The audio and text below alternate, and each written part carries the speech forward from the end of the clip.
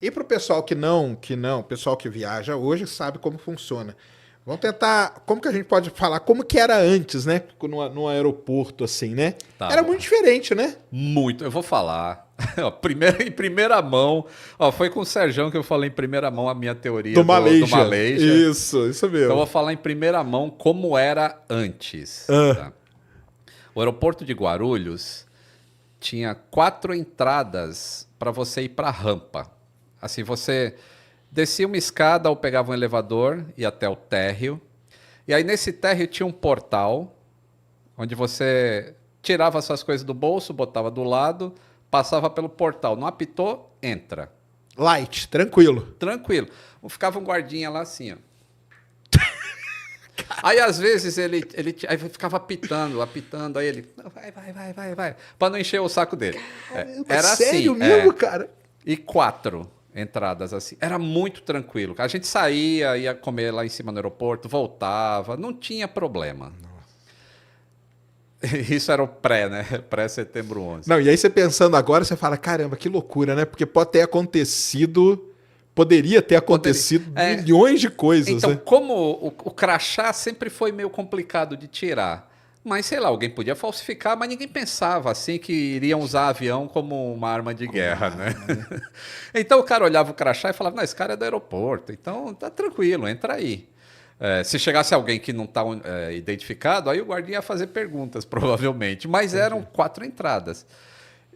Já falo como que é hoje? Não. Não, aí porque eu queria saber o Tá. seguinte, cara. O 375 lá, ele foi antes, né? Foi bem antes. E por que e não mudou nada? Porque o cara entrou. Não, mas existia o detetor de metais.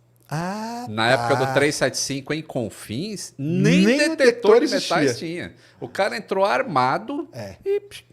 E com bala numa mochila ainda, né? Não só com a arma, mas com Isso, uma com a bom de bala, né? E naquela época também não existia assim uma identificação do passageiro com a passagem. Tipo, você podia comprar a era passagem qualquer lugar. e dava Era para qualquer ele. E tinha ele era qualquer lugar também, né? E isso, na hora, sei lá, como é que resolvia? Eles que era rabiscado à mão o bilhete, né? Então, por isso que aconteceu O 375, né? 375. Isso. Que você assistiu o 375, né? Assisti. Então, no final, lá fala que lá no esconderijo do Bin Laden, onde ele foi morto, encontraram uma papelada com informações do VASP 375. Porque virou um caso mesmo, né? O cara conseguiu meio burlar a segurança do aeroporto, Do aeroporto, né? Querendo ou não, ele burlou. Agora, engraçado, mesmo acontecendo isso do 375, no Brasil, se você pensar assim, já era para ter instaurado um controle mais rigoroso. Demorou. Né? Aqui Demorou, né? Demorou. Caramba. É porque é esse negócio da gente não prestar atenção em algumas coisas, né? É provável que se tivesse acontecido nos Estados Unidos, o que aconteceu com o 375 aqui, Talvez não tivesse pum, acontecido. não teria acontecido o 11 de setembro. Olha só, cara, é verdade, hein? É verdade. Mas Aqui como não. aqui, né, assim, do ponto de vista do mundo, o Brasil é um país de terceiro mundo que, aconteceu lá. Mas o Bin Laden tava lá com as matérias do cara, aprendendo com ele, Pois né? é, Que pois doideira, é, hein? você vê? Então era tranquilo. Ali em Guarulhos era sossegado, ficava o carinha lá, apitava, às vezes ele mandava, passa aí, cara. Quero encher um saco, não. Deve ser moeda. E você vê, e mesmo sendo assim, não acontecia nenhum ato de interferência ilícita nos aviões. Né? Exatamente. Não acontecia porque, tanto no próprio 11 de setembro, quando você vê as imagens, apesar de ter a segurança, era uma sensação meio de relaxamento, assim, ninguém vai vir aqui, né, dentro do meu país, Exatamente. tem raio-x, ninguém vai passar com uma bomba que realmente não foi bomba. Não foi a pessoa mesmo, né? Foi a pessoa e a ideia deles, o planejamento desses terroristas foi um negócio de outro mundo. Foi um negócio impressionante.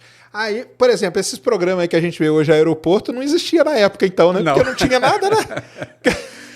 Tinha na questão da tal luz vermelha, luz verde, né? Sim, que isso aí era o drama de todo mundo, isso né? sempre teve, Esse né? era o drama da galera, A né? Receita Federal, muito mais que a Polícia Federal ali em cima do... É verdade, cara, é verdade. E hoje, né, o pessoal conta aí como que é hoje, né? Hoje é rigoroso pra caramba, né? Hoje, então, você vê... muita gente acha legal, por exemplo, você embarcar no avião, já existe o reconhecimento facial. Isso aí. Então você comprou um bilhete, também, né? a United usa facial, American, Isso. e a pessoa fala, nossa, que legal, tá passando fácil. Mas por trás desse reconhecimento facial tem toda a tua história. Toda, né? Toda. Onde você vai... Diz a lenda, queria saber de você que está trabalhando. Diz a lenda que hoje o cara já sabe. Porque, por exemplo, eu vou te contar um caso que aconteceu comigo agora recentemente. Eu fui lá ver o Starship. Quando eu cheguei em Dallas, né? Quando eu cheguei em Dallas, o cara falou assim: ah, você está indo lá ver o foguete, né? Em tal cidade. Como que os caras sabem, cara? Entendeu? Já tá Falam que hoje você já sai daqui mapeado, né? Já sai mapeado. E sai Tanto mesmo. é que às vezes, agora você nem coloca o dedo lá. Lembra que teve o início? Sim. Antes todo mundo tem que botar dedo. Então aquilo já foi alimentando um banco de dados. Então, ó, esse cara, esse passaporte, ele tem uma esposa tal, então sabem tudo da sua vida. E tem um histórico, né? Ah, esse cara aqui viaja, normalmente ele fica tantos dias, normalmente ele vai com tantas malas, os caras sabem tudo, Você né? vê, por exemplo, os Estados Unidos sempre foi um lugar difícil de entrar. O cara da imigração sempre faz um monte de pergunta. Sim. Isso, onde você vai? Quanto você tem de dinheiro? Hoje não fazem mais nada, cara. Então hoje você entra lá, tua foto já aparece, já tem todo o teu histórico. Aí ele já sabe, esse cara é tranquilo. Ele não precisa te fazer algumas perguntas que no passado eram necessárias. Entendi. E aí você passa, você fala, pô, os caras, você vai no Brasil, é muito mais chato de entrar do que aqui. Isso é um efeito do 11 de setembro. Isso é efeito do 11 de setembro. Entendi. Essa comunicação e esse armazenamento de dados. A Privacidade. integração, né? A integração dos sistemas, né? E aí tem esse negócio assim, pô, mas... E a questão da privacidade, né? Eu não autorizei ninguém a ter essas coisas, mas é uma troca, assim. Claro. Você está trocando a sua privacidade por uma segurança de alguém não pegar o seu avião e fazer besteira. Uma outra pergunta assim, meio besta. Por que tem lugar, por exemplo, que você tem que tirar o laptop e não precisa tirar o calçado, por exemplo? E em outros lugares, por exemplo, nos Estados Unidos tem muito lugar que você não precisa tirar o laptop. Sim. Mas você tem que tirar o sapato. Por que isso, hein, cara? Tem um porquê? Tem um porquê. Lógico que tem, né? Sempre tem. Existem raios X que são tridimensionais. Qual é o problema de você passar um negócio no raio-x com o teu laptop dentro? É que na hora que ele passar, uma grande mancha de coisa eletrônica está ali e você pode colocar alguma coisa junto que o agente de segurança não vai conseguir identificar. Então eles pedem para você tirar e colocar isso separado, que aí passa a sua bagagem, passa a sua malinha e aí passa o notebook separado, que aqui é só a mancha mesmo. Isso. Então, beleza, tá liberado. Mas agora existem os raios-x em 3D. E aí você não precisa tirar nada. Aí não precisa tirar nada. E aí o cara já fala assim, não precisa tirar nada, passa. E bravo, né? E bravo ainda. E bravo, Eles eram bravos desse jeito antes? Não eram, né? Não era. Porque nem existia o TSA. É verdade. O TSA, que é esse órgão americano de segurança do aeroporto, eles nem existiam. Eles nasceram depois de setembro 11. Olha isso, cara. E o raio-x tridimensional, ele consegue ver em 3 dimensões o que está dentro da sua mala. Então ele já sabe isso aqui é o laptop, né? Então te libera. E o sapato? O sapato, pode falar a verdade, eu não sei a resposta correta do sapato. Eu sei por que se tira o sapato. Por causa daquele Rayleigh. Era um cara que veio de Londres para Nova York e durante o voo ele tirou... Tava com o negócio escondido no sapato? Tava com o negócio escondido no sapato, tirou e começou a montar um artefato. E aí os passageiros viram aquilo já, né? Como é que chama? Macaco velho de setembro 11, né? Já foram para cima dele, aí veio o comissário, amarraram ele, chegaram e viram que ele tinha lá componentes que poderiam fazer um artefato a bordo. Por isso que depois desse atentado, aí proibiram também você levar uma garrafa de água. Porque ele precisa da água para fazer aquele artefato produzir a química a ponto de ser um explosivo. E aí limitaram, 100 ml. Só pode 100 ml. Com 100 ml você não consegue fazer um artefato. Então aquilo... E é por isso que você tira o sapato também. Que dependendo da máquina, o scanner ele te vê inteiro, menos o pé. Porque ele está muito perto do chão. Sim, claro. Aí você passa descalço e... Passa descalço, tem problema, né? Joga o tênis ali. Você acha que o você fala, logicamente, né, dos acidentes e tal, que a aviação ela aprende muito com os acidentes, né? Muito. Então você tenta não cometer aquele mesmo erro. Você acha que nessa questão de segurança, o aprendizado ele é mais rápido, ele é maior, ele é mais eficaz? Porque cada ou atentado ou ameaça de atentado que teve, tipo igual você contou agora do cara do sapato. Aí, opa, vamos restringir isso aqui. Aí teve um outro, tal, o do 375 aqui, colocaram detector de metal, porque aí já pelo menos ajuda o cara a não entrar armado. Aí veio o 11 de setembro e mudou um monte de coisa. Depois do 11 de setembro, a gente teve algum atentado, assim, ou tentativa num avião, assim? Teve. Esse cara mesmo do sapato foi pós. Foi pós, né? Pós, é verdade. Foi pós setembro 11. E depois teve vários que foram capturados antes de cometer o ato, justamente por causa dessa de um segurança sistema maior. Que foi feito. Maior. Então, hoje em dia tem muita comunicação entre os órgãos do mundo inteiro. Isso é uma coisa legal de falar, porque o brasileiro costuma falar assim, aqui tem sempre o jeitinho, né? Mas não é assim que funciona. Na verdade, é o contrário. É muito mais restrito algumas coisas para sair do Brasil e fazer um voo internacional do que tipo você vir dos Estados Unidos para cá. Claro. Porque você está indo para o país deles e eles não querem que nada dê errado. Então, os agentes aqui eles são muito mais rigorosos em um voo que vai para os Estados Unidos. E a comunicação é constante. Existe voo da Europa que vem para cá, existe voo daqui que vai para a Europa. Então, a segurança no Brasil, para voo internacional, é no mesmo nível do mundo. Tem que ser. Tem que ser, né? E isso gera alguns conflitos. Outro dia eu recebi um e-mail assim, o cara falando, pô, eu passei com uma garrafa de água na minha mochila. Aí eu falei, mas você estava no voo doméstico? Aí tava. No voo doméstico pode. Entendeu? É porque a gente acaba com a regra, a gente não lê direito. Não lê direito. E vai embora, né? Acho embora, que é tudo. Agora, se ele tenta embarcar com isso aqui no voo internacional, acabou. Vai ter que jogar fora. E aí vai ser inspecionado inteiro. Se você entrou com isso aqui na sua mochila, você sabe que não pode. Então por que você entrou? Não interessa que você esqueceu.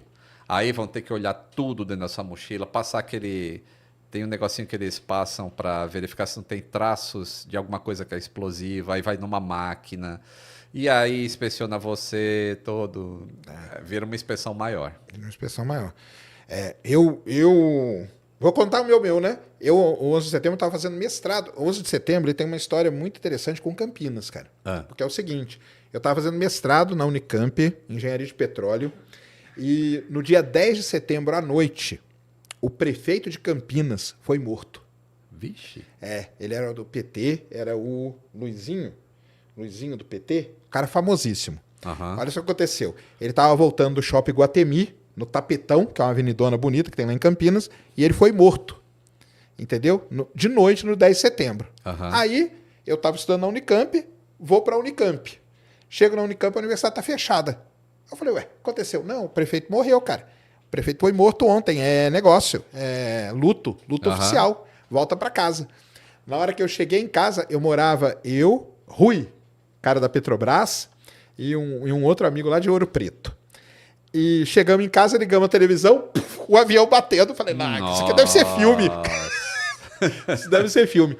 E a minha história com o 11 de setembro é o seguinte, tinha uma funcionária da Petrobras que estudava com a gente, Annelise. Ela tinha uma filha dela, estudava na escola internacional. A história é muito engraçada.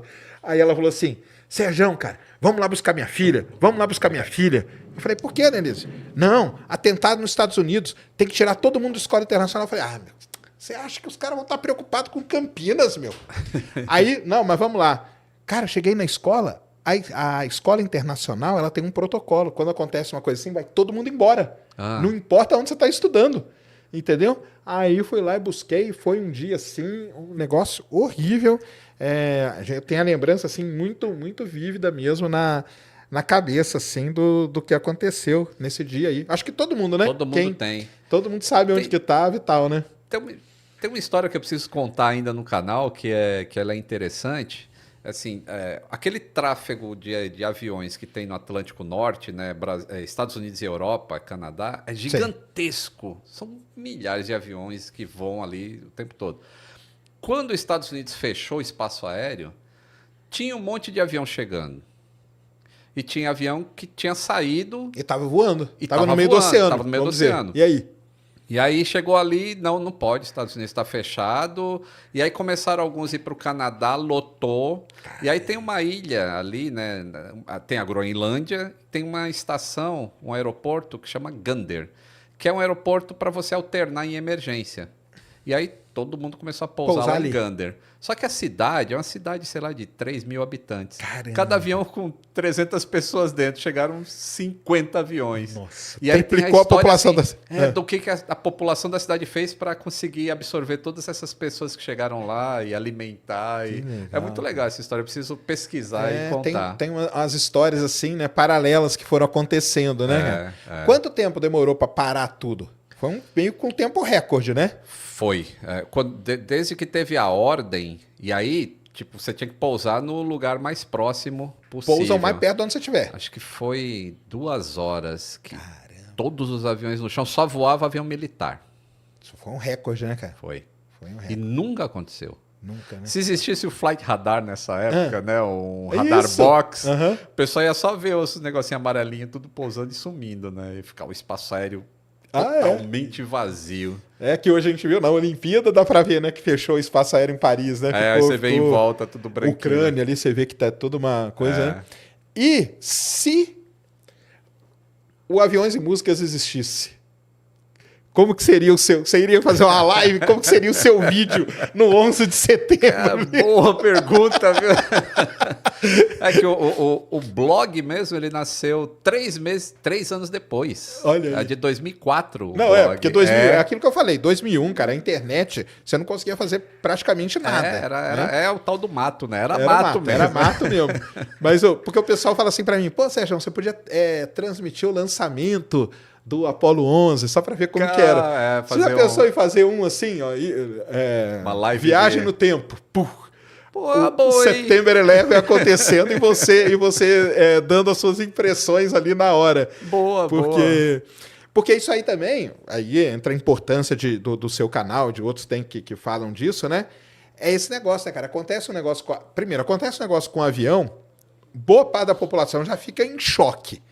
Acontece um negócio desse, fica mais em choque ainda. E sem informação, porque a gente não tinha, era basicamente o que passava a televisão, né? A gente só tinha a imprensa para ler o que eles falavam. E era isso que você falou mesmo. Eu lembro perfeitamente de falar, não, foi um avião pequeno que bateu, né? A primeira notícia, não, foi um avião pequeno que bateu. É igual o acidente da TAM ali, do TAM que atravessou a avenida. Ali em Congonhas. Ali em Congonhas, eu tava na rua, ouvindo a rádio CBN na hora, e o pessoal falou que, não, o avião foi um avião pequeno, eles não tinham noção ainda do que era. E sempre quando tem um acidente, tem essa a primeira notícia que vem... Vem toda errada. Toda errada, né? Toda errada. Aí, você que tá assistindo esse vídeo aqui no Talk Flow, dá pra você virar membro, cara, do Flow agora. É um botãozinho do lado do botão de se inscrever. A gente faz um programa semanal só pros membros. Olha! Então fique esperto aí. Se quiser virar membro, tá bem aqui do lado, é mó merreca, custa menos de R$8, irmão.